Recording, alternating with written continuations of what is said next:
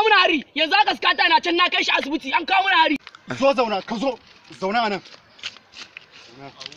Zauna. To amma abun mamaki shine yanzu wato har an samu wata daba a wannan garin namu kenan. Wata daba ne wanda za ta zo har ta kawo madana farmaki. Ba zan labunta ba wallahi tallahi ina zuwa.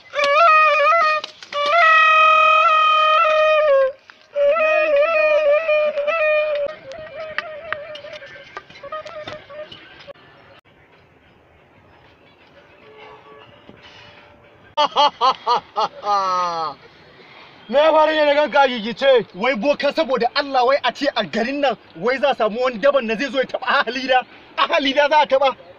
Ba haka bane ba. Sashi akai. A'a to boka miri ne ba fita. Saboda gaskiya raina ya ɓaci. Ya za a ce wai a taba ahali da a garin nan. Me ba fita? Boka ya za yi kenan. Kana garin ya za yi. Mutum ɗaya shine zai iya gano waye kisan kuma waye sashi. Wa kenan? Kwarkwar. Kwarkwar. Kwarkwar. Waye shi?